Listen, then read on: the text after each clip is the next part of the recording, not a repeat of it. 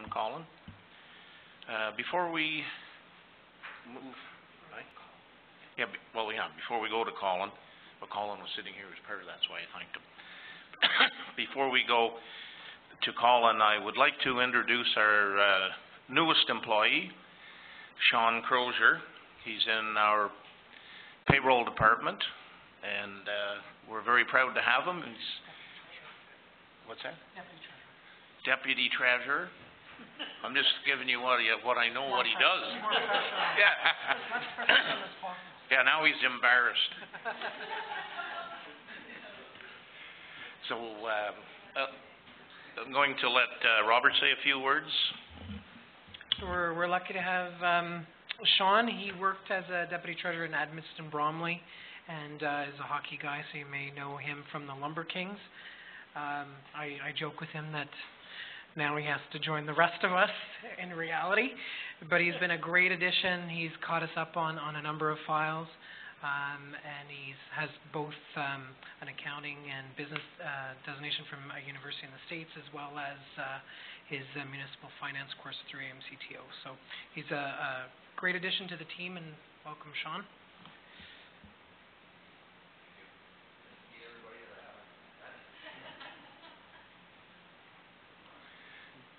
So we'll move ahead then, Colin, to you. I'll provide that information for you, Mr. Homestead, as well, to Mr. Company.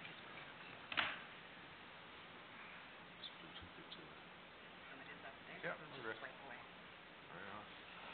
all right. Well, thank you very much for the invitation to come and speak. And from my understanding, what you're looking for is a picture of what's happening in Whitewater region. I'm just going to, I've expanded a little bit. I took artistic liberty to expand a little bit, but and I'll start off with a little picture of what our strategic plan looks like from the organization. From 2013 to 2016, we set a strategic plan that worked on the 5 pillars of leadership: healthy workforce, technology, analytics, and reinvestment. And we've chosen to stay the course. What we've found is that they are successful pillars to lean on for the time being, and they work well within our organization, and so that our 2017 to 19 strategic plan will continue on those pillars. Leadership, we need to continue to develop our leaders within our organization to successfully build for the future. We need to be looking at the future at all times, and there's leadership at every level of our organization, right from the bottom to the top, and we need to be focused on that at all times and developing our people where we can. Healthy workforce, we are working with our mental health strategy and the I can't remember what the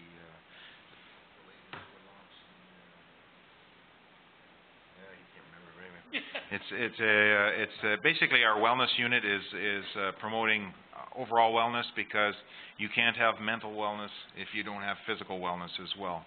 And there's a term for the program that we're using, but it's just lost it in my mind here.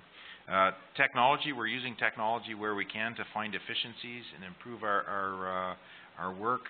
I used civilian data entry as an example. Our members are now dictating their reports and dictating their occurrences, and there are trained clerks that are doing the data entry for us. Instead of seeking and poking with fingers on the computer, we have people that are trained to do that work, and they're doing it far more effectively and more efficiently.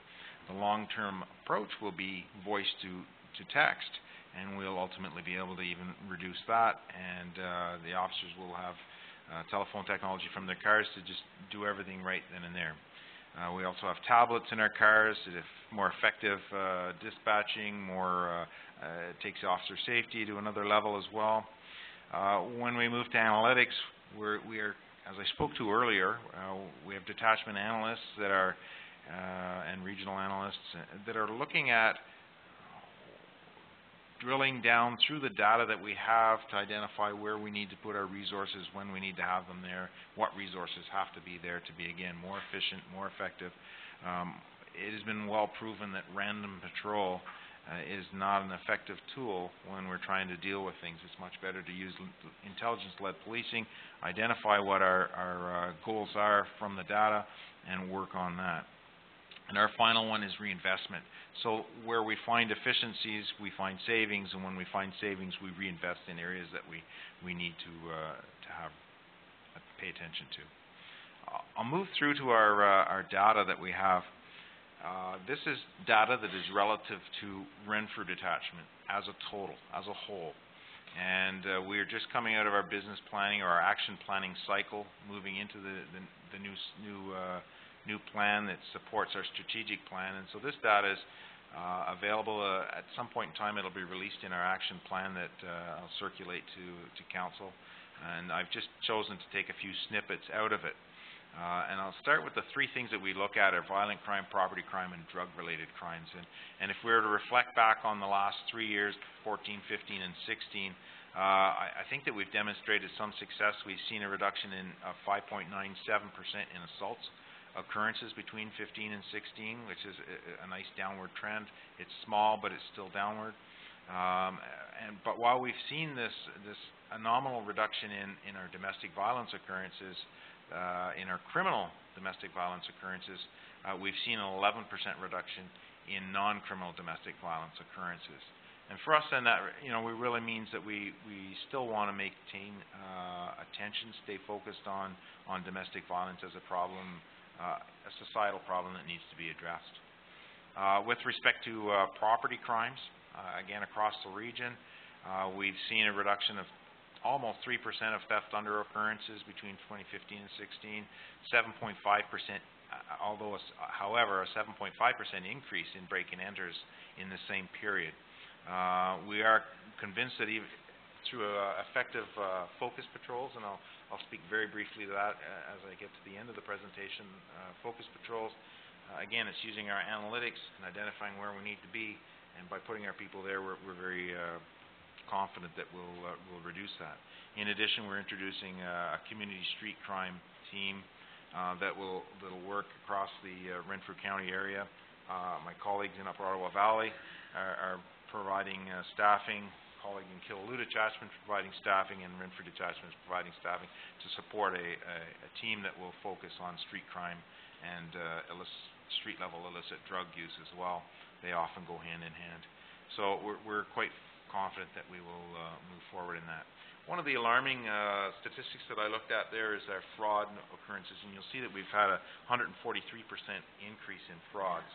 And we've since taken a closer look at these numbers and realized that some of them, a good number of them, probably in around 150 of them, came about as a result of phishing, telemarketing scams, the Canadian Revenue Agency calls, and we were recording them incorrectly, and I would say that number's probably dropped down to closer to 100 frauds where more realistic, still a little bit high, but we've gone back and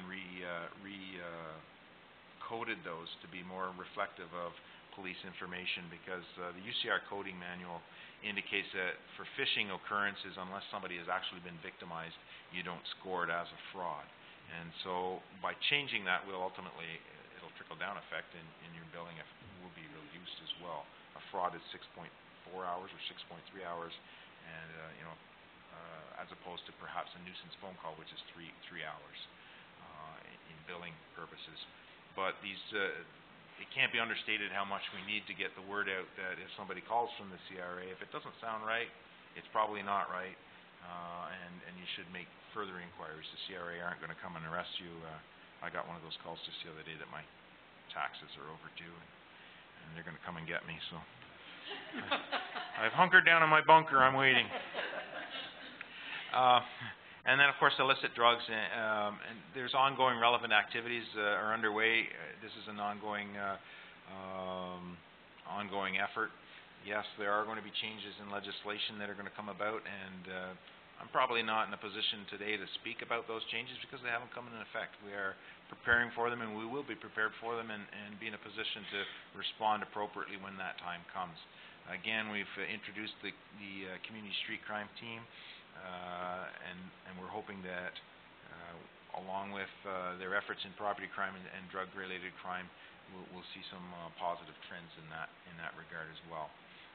Last year we did some presentations on the Patch for Patch program, which relates to opioid fentanyl addictions, and all in all, we really need to focus on addressing the root cause of things, and that's the addiction cause and addiction problem that we're facing.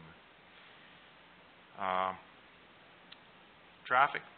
We've seen between 24 and 2015, we've seen a reduction of 15% in our collisions.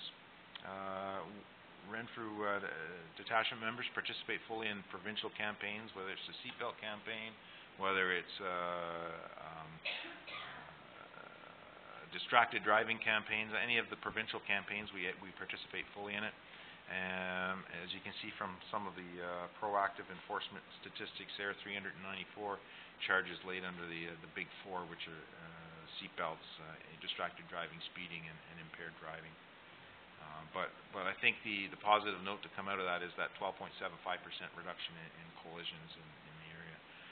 When you look at the causation factors, one of the other positive things from Renfrew detachment perspective is a 17% reduction in animal-related causes. You may recall our participation in the Speeding Costs You Dearly campaign a number of years ago, and you'll see the signs, whether they're on provincial highway or on the county roads. Those signs are put there, again, under intelligence-led policing, led by Staff Sergeant Dowdle. He used the information from our traffic analysts to identify where do we have a high percentage of our animal collisions. So if you see those signs there, they're strategically placed. They're there because that's where we have problems with the deer. So what's happened here is we've seen a positive trend. Killaloo detachment has seen an upward trend, and Royal Valley has seen a consistent trend. We're hoping that, I guess it just means that the deer in Renfrew detachment area know how to read the signs and know where to cross. I don't know. But anyway, we're hoping that we'll have a positive across the whole county with respect to that. So we had other priorities beyond the property and violent crime, property, and drugs. They related to dealing with mental health calls for service, and we're seeing positive results there. We're working hand in hand with our people in mental health services. 911 pocket dials, we've seen in our detachment area a 21% decrease between 2014 and 2016 on those calls. So, you know, the public education, getting the message out on the proper use of 911, getting the information out about making sure that you lock your phone before you stick it in your pocket so you don't have pocket dials. It really becomes an officer safety issue. It becomes a resource issue when we have to send 2 officers to a 911 call. Sometimes they may be traveling at a higher rate of speed than normal. Hopefully not at too high rate of speed, but you know, it sometimes is an accelerated response to those types of calls. And if they're false calls or they're pocket dials, that's needlessly putting our members at risk. It's needlessly taking resources away from other calls for service that they could be responding to. So it sounds small and trivial, but it increases public safety by reducing those calls, and it also reduces your bill for billing. So in 2016, we had a community satisfaction survey completed. It is a formal survey. Off the top of my head, I can't remember the company that we Malates. I can't remember the company that we engaged to do the survey. And these are some of the results that came out of it. How satisfied are you with the OPP's ability to work with communities to solve local problems? 92.5% of the respondents were very satisfied or satisfied. How safe do you feel in your community? 99.5% of the respondents felt very safe or safe. And overall, how satisfied are you with the quality of police service provided by the OPP? 94.8% of the respondents were very satisfied or satisfied with the quality of police. So what that tells me is that we're doing something right. Your communities feel safe, and it's not always reality, it's perception. And if somebody perceives that they're not safe, it may not be the reality, but everyone here is seemingly feels safe. 99.5% of the community feels safe, and 94.8% are satisfied with the service provided, which both of these numbers are an increase from our 2013 survey. So again, I think we're trending in the right direction. So moving forward, 2017 to 19, we're going to continue to focus on violent crime with an emphasis on domestic violence. We're going to focus on property crime, break-and-enters, mischiefs and frauds, illicit drugs, and cyber crime. From the traffic side of the house, we're going to continue to work on our big four again. Distracted driving, seatbelt usage, speeding, aggressive driving, and impaired driving as the four major causes of injury. So I've provided here now, I've drilled down to take a little picture of Whitewater region specifically, as opposed to the overall detachment area. So this is the data that's coming out of Whitewater for 2015 and 16. Relatively low numbers in terms of what's happening. Your violent crime, property crime. 2016 there was very consistent numbers with respect to the property thefts. Break-and-enters are slightly down. It says 20%, but really that only means 2 break-and-enters fewer, because the numbers are so small, so low. It's a relatively quiet, relatively safe community from our perspective. Our possession of drug occurrences. And now this is year-to-date to bring you up to what's happening this year in 2017. Again, consistent numbers with 2016 in terms of the violent crime. A little bit bigger with respect to break-and-enters. We have had a number of break-and-enters that we are focusing on. They've been identified to us by our analyst over the past couple of months in his weekly analytical report that comes out. He provides us with heat maps that identify here's the hot areas that we need to be focusing on, and we're deploying our resources to that end. Drug crimes as well. So this is it's a little bit hard to read. I don't know if I can zoom in or not on this, but I'm afraid to touch it, so I won't bother. But I can do that. So this basically provides you a hierarchy of Renfrew detachment, and it identifies some of the detachment roles that we have. A community safety officer that she works to engage our human service partners and service providers. We approach every problem that we have through a 3-pronged approach. Who can we engage to help us resolve this problem? How can we educate the public? How can we educate our members? How can we educate other service providers? So it's engagement, education, and then the third prong is enforcement. Is there an enforcement element? We have a community service officer. We're working with our mental health strategy. Our street crime unit or street crime team is being involved and introduced. We're making more use of our SOCO officers. That's a scenes of crime officer.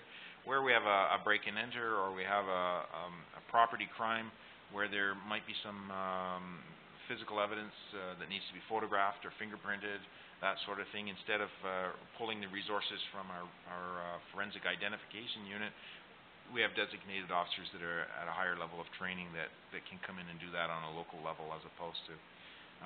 Across on this side here, we have our detachment analyst.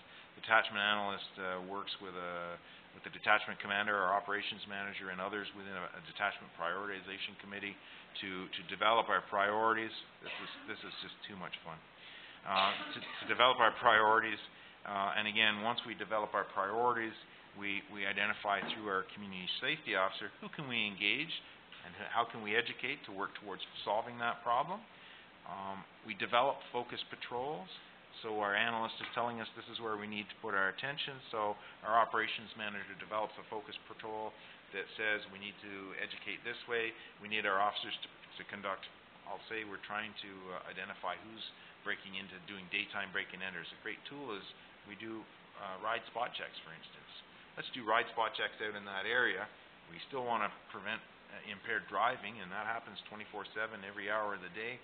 So let's do some ride spot checks and see who's traveling through that area, and we might be able to get a lead on the property. So that's just one element of a focus patrol, for instance. And the ultimate goal, of course, is all reducing calls for service and improving health, public safety and wellness as we do that. As you look over in this little yellow section here, and this is where I'm talking about our street crime.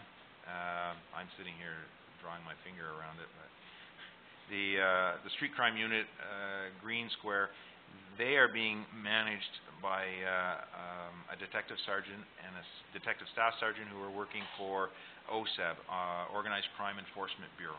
So it's a partnership between field operations, which is the detachment level people, and Organized Crime Enforcement Bureau to bring all of the right players together, again, to be more effective and more efficient in our investigations of that type of work. So we have a reporting matrix across the line from our operations manager, who is at the staff sergeant level, across to the OSEB staff sergeant to support detachment needs through that program. So I come to my end. I talk as fast as I can. But do you have any questions, comments, or concerns? And Staff Sergeant Dowell has brought a printed version of your January to May information that we'll just distribute to you, and you can look at it at leisure. You've taken a copy of this PowerPoint, circulated amongst yourselves. That's fine. And if you have any questions, feel free to give me a call. Okay, thanks very much, Colin. And, yep, that's good. And, right, Mr. Yep. They're, step.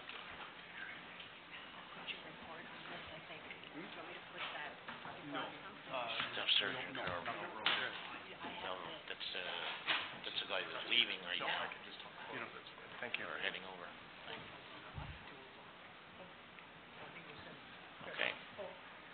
I'm not going to see the minority for that, so I'm just going.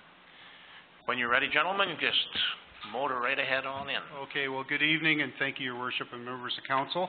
My name is Mark Wolf. I'm the detachment commander for Upper Ottawa Valley Detachment, and of course, we do have a portion of your municipality. Renfrew has the biggest portion of it, and an amazing presentation by Inspector Slate. You will notice, and I want to note it, when he didn't know the answer and he turned to me, I didn't know it either. So I just want to open with that. I wish he would ask me an easy question. It was like being in high school all over again.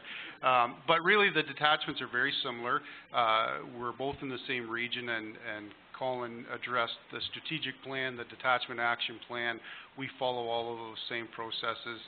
Most of the presentation tonight for us you have, because Staff Sergeant Dewell has an amazing relationship with our CPAC and meets regularly with them. And if it wasn't Carl, it was acting Staff Sergeant Dean Ducros. So we do have a very open and transparent relationship with CPAC, and they can come to us at any time when they have issues, and I encourage that.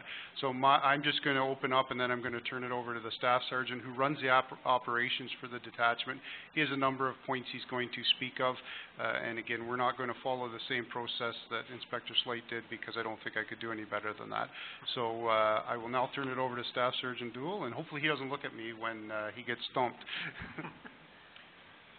So thanks very much for having me. I haven't met many of you before, but so my name is Carl, an operations manager in Upper Ottawa Valley Detachment. I transferred down to Upper Ottawa Valley from Sioux Lookout, where I was in that detachment for 12 years. So I came down here 2 years ago, and we're really enjoying now, my family and I, being in this area where there's lots of amenities and many more things to do. And coming down here, I really enjoy the work around here. It's very good.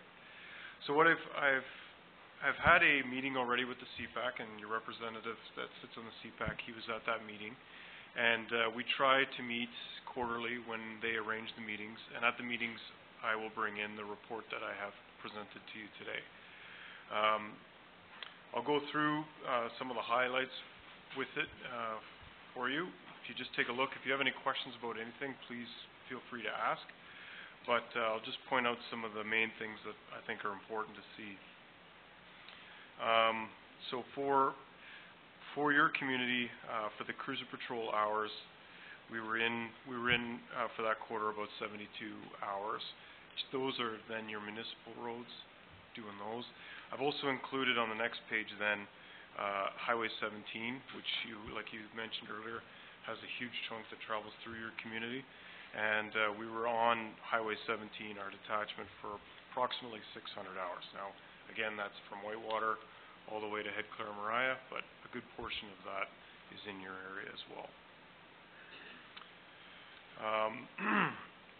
Going through the violent crime, the statistics there, again, very low numbers, as Inspector Slide had mentioned, with some nice reductions there. Property crime, as I mentioned during the CPAC meeting, and also Inspector Slide just mentioned it as well, we noticed that the break-and enters in 2016 appear to be up. So this is one thing that I had today our analysts look at. We also engaged our street crime member just to give me some advice on what's happening there. And they were able to look into it, and they've come up with some really innovative things that we can try to do, specifically come the fall. A lot of these break-and enters were seasonal properties, so that's an important message to start getting out in the late summer and the fall, reminding people to lock things up, close your windows, hide things that tempt people to break in. So these are the kind of things that our analysts and our street crime are constantly looking at, and then trying to come up with innovative approaches on how to reduce them. Drug crime is down. And then as far as the rest of that report, if there's any questions you have on that, feel free to ask. Have some other points from our community service officer has been busy in the community over this past season. At the Beachburg Public School, he's done a number of OPP Kids presentations. It's the kids program that the OPP is now engaged in. We used to do the DARE program, which was a drug program for the kids. And then now this new kids one is a new updated. Yes, thank you. He's also done a bus safety at that school, so a lockdown drill. And we've had some officers that have gone and done some walkthroughs in that community as well, or in that school. For the other school, Our Lady of Grace, he's been involved in 8 presentations there for OPP kids as well. And he's assisted with a bus safety and a few other calls for service that have happened at that school. Just wondering what his name is, because we had Beth Etche for so long. Right. Everybody knew her. So who is the new community? It's Sean Peaver, Constable Sean Peaver. Sean Peaver? Okay, Yeah. thank you. Yeah, with the frauds, since we're all noticing that the frauds are going up across across the province. There was a frauds and scams presentation done at the Westmeath Seniors Group, and it was just in order to help them understand when they're getting these phone calls what things they can do to help reduce being a victim. And like Inspector Wolf said, I really like the relationship that we have right now with the CPAC. It seems to be working very well. I also have been in contact with your CAO now a number of times when issues have come up, and I really encourage you, if there's areas of concern that fall within our detachment area, for instance, to reach out to you through your CPAC or through your CAO, and we will definitely do what we can to be where we need to be and to address these issues.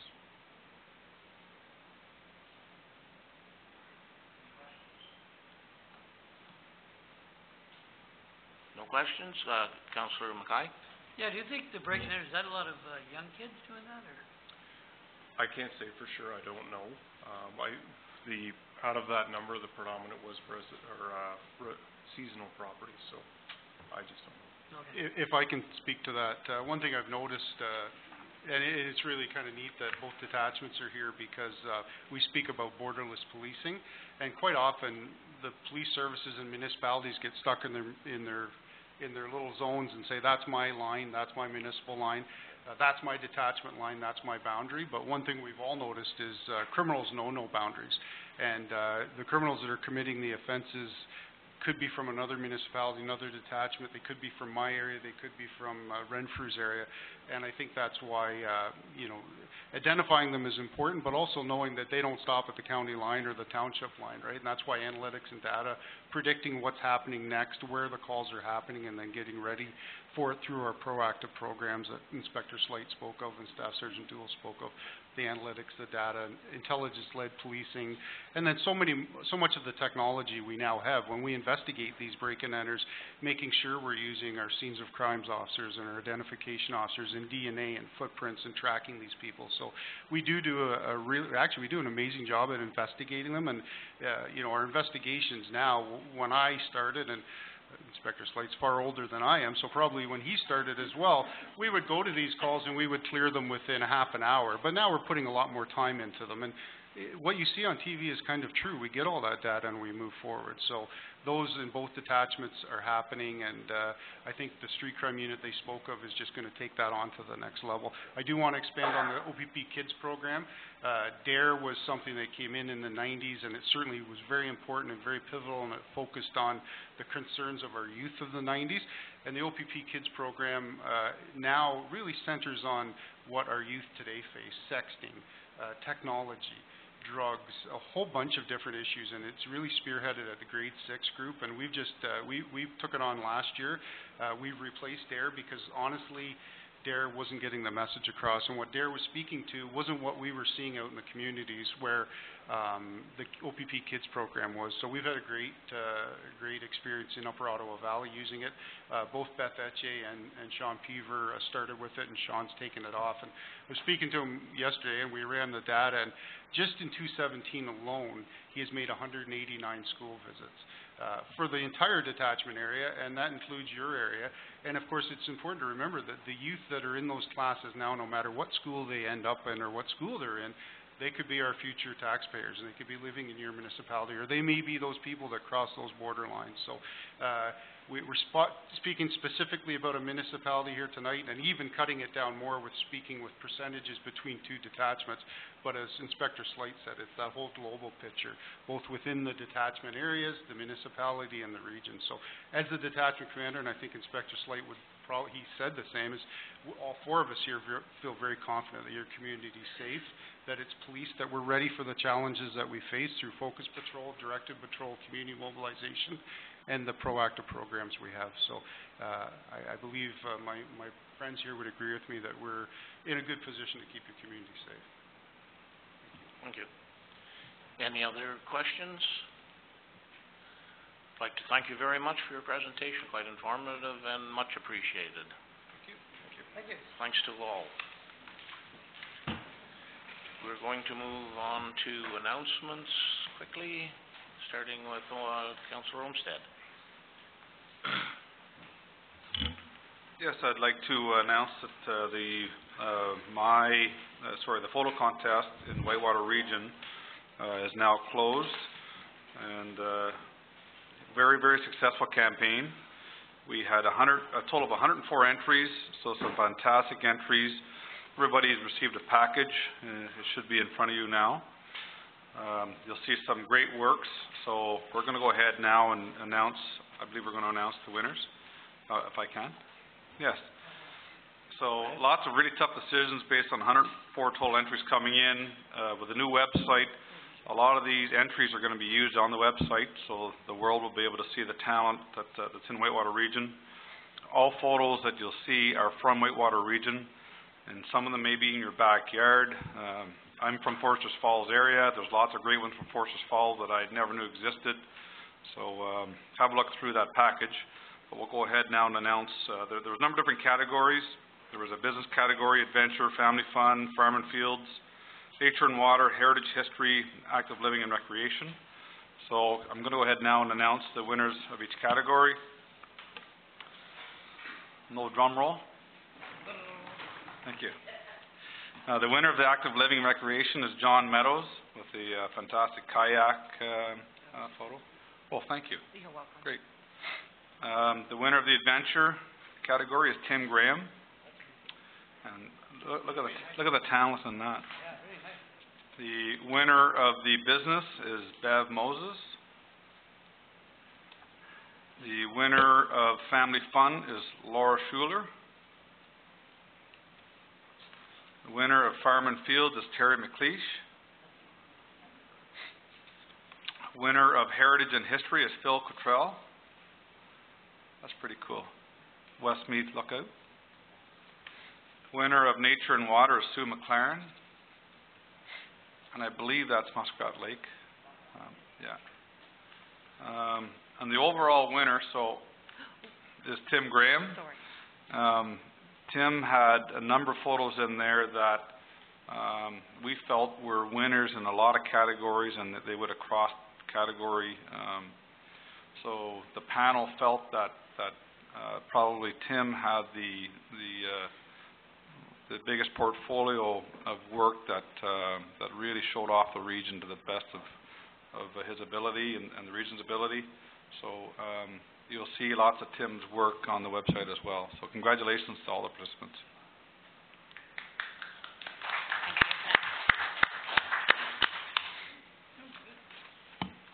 Thank you, Chris. Councillor Jackson. I get the pleasure to announce the logo. We've had the... Is that it? The logo winner? And minimize it. Do you want it up? Because it shows the winner. Yeah. Okay.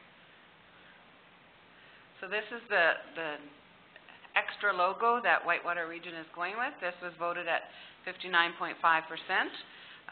75 of 126 responses preferred this one over the other that was on the survey. So we're looking forward to incorporating that into some letterhead and some visual website and information. So that will be good. We're keeping, just so everybody knows, we are keeping our old logo, but this is just a more usable logo as far as transferring it to shirts, and it's not so colorful as the other logo was. It's a lot easier to transform it onto digital paper and media. So thank you all.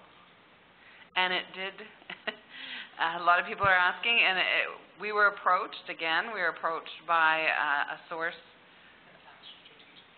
Syntax Strategic, to do this for free. And the amount of work that they put into it was amazing. I certainly say that they went above and beyond to accommodate all of our requirements, and they actually were originally only going to produce 3 logos, and I think they produced probably about 20 different ones that council voted on, and came down to a selection of 2 to go out to the public to vote. So kudos to them for approaching us, and we certainly took advantage of something for free, and we own the logo at no cost. So it was very nice. Okay, thank you very much, Councillor Jackson. I hope everybody likes the choice.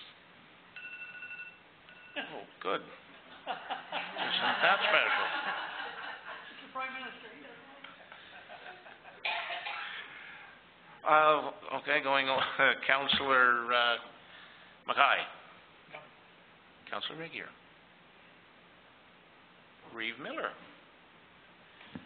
I would just like to mention that Friday is the grand opening of the new OPP facility in Renfrew.